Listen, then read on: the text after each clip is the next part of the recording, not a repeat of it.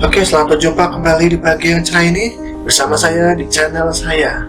Nah, pada kesempatan kali ini kita akan belajar tentang IPS yang ada di tema ketiga subtema kedua. Jangan lupa untuk menyaksikan video ini sampai akhir agar kalian dapat memahami dan mengerti materi ini dengan baik. Yuk, kita mulai saja videonya.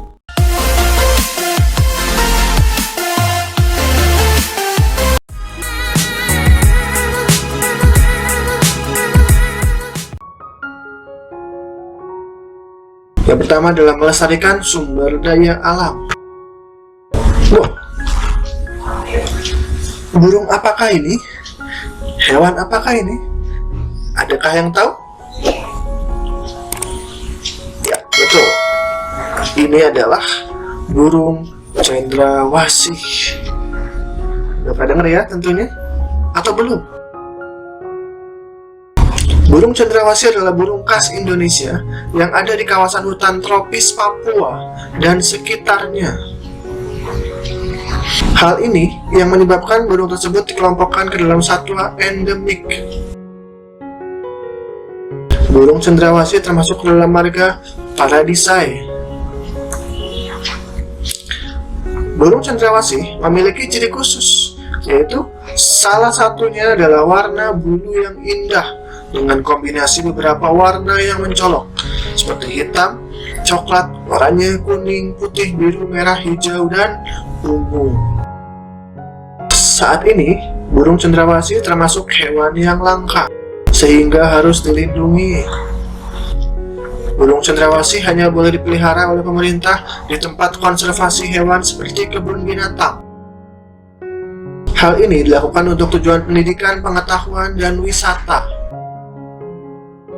Mari kita ikut serta melestarikan burung cendrawasih dengan tidak memperjualbelikannya, tidak memelihara burung cendrawasih secara perorangan, dan tidak merusak habitat aslinya di hutan, apalagi tidak memburunya.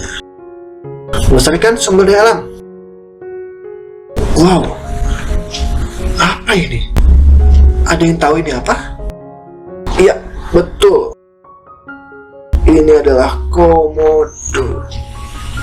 Ingat ya, tahu ya. Komodo adalah spesies biawak besar yang terdapat di Pulau Komodo, Flores, Gili Motana, dan Gili Dasame di Provinsi Nusa Tenggara Timur, Indonesia. Di sini Gili itu adalah nama lain dari pulau untuk sebutan di daerah Nusa Tenggara. Komodo merupakan spesies terbesar dari familia Varanidae, sekaligus kadal terbesar di dunia. Kadal terbesar di dunia. Wow. Memiliki panjang 2-3 meter dan beratnya bisa mencapai 100 kg. Wow. Biawak komodo telah ditetapkan sebagai hewan yang dilindungi oleh pemerintah Indonesia, dan habitatnya dijadikan taman nasional yang tujuannya didirikan untuk melindungi mereka. Berikut adalah beberapa hewan yang terancam punah di Indonesia. Saya ambil dari kompasiana.com. Yang pertama ada orangutan. Ayo, ingat? Atau pernah lihat? Harimau Sumatera. Ingat? Komodo yang tadi ya. Anoa. Ada yang tahu nggak? Badak Jawa. Pernah lihat nggak? Tarsius. Pernah lihat nggak? Burung cendrawasih yang tadi ya. Burung jalak Bali. Ada yang pernah lihat nggak?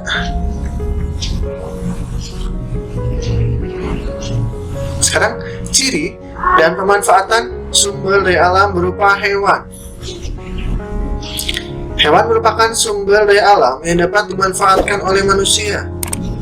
Hewan memiliki tempat hidup. Ada hewan yang tinggal di darat, ada juga hewan yang tinggal di perairan. Berikut adalah contoh ciri-ciri tempat hidup hewan. Ayam. Ada yang pernah lihat? Atau punya?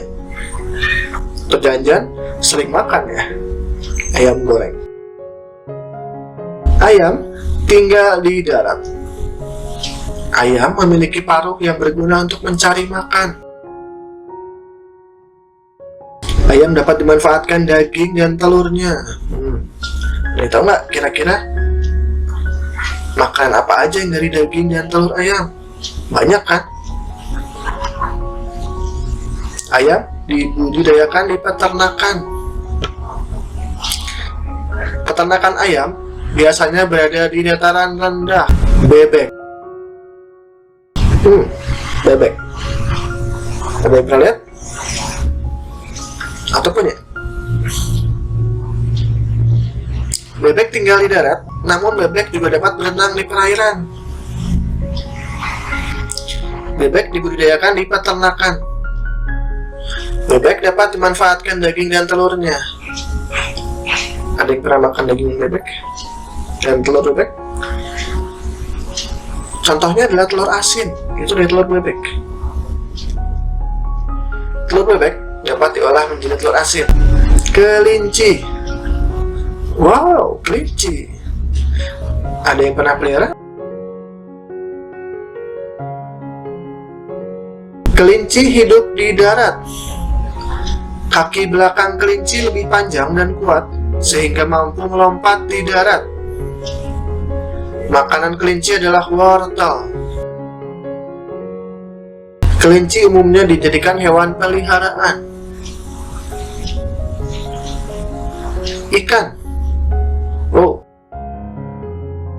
ikan hidup di air. Ikan digolongkan menjadi 3 jenis, yaitu ada ikan air tawar, ikan air payau, dan ikan air laut. Ikan ada yang dimanfaatkan sebagai makanan dan ada juga yang dimanfaatkan sebagai hewan peliharaan. Seperti yang digambar ini, adalah ikan koi untuk dipelihara. Tempat hidup ikan peliharaan adalah di kolam ikan atau di akuarium. Kalau ikan air tawar, tentunya kalian mungkin pernah ada yang makan ya, seperti ikan mujair, ikan nila, dan ikan gurame.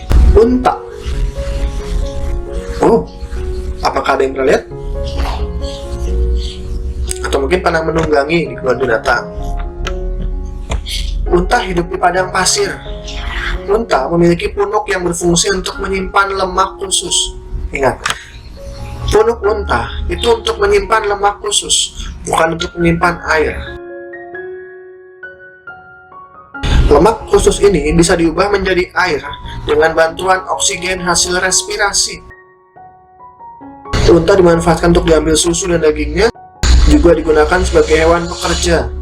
Hewan pekerjanya di sini adalah sebagai hewan yang digunakan untuk transportasi biasanya di daerah padang pasir. Merpati. Ada yang pernah lihat atau pernah pelihara? Merpati makan biji, buah, dan tanaman. Merpati sering digunakan sebagai lambang perdamaian.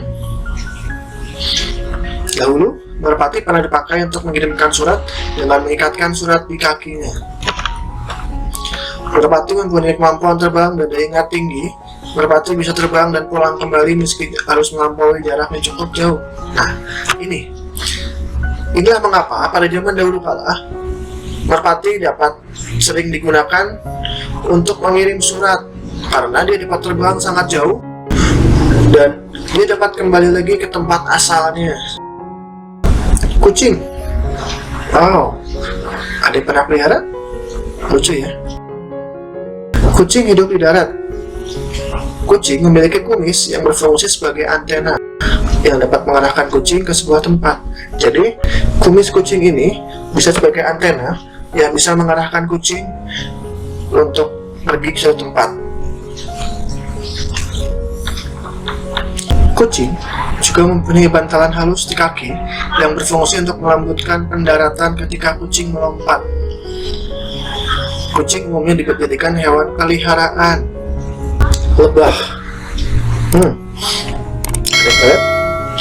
Lebah mempunyai pasangan kaki dan 2 pasang sayap. Lebah makan nektar bunga dan serbuk sari. Di alam, lebah berfungsi sebagai serangga penyerbuk utama. Lebah dipelihara untuk diambil madunya.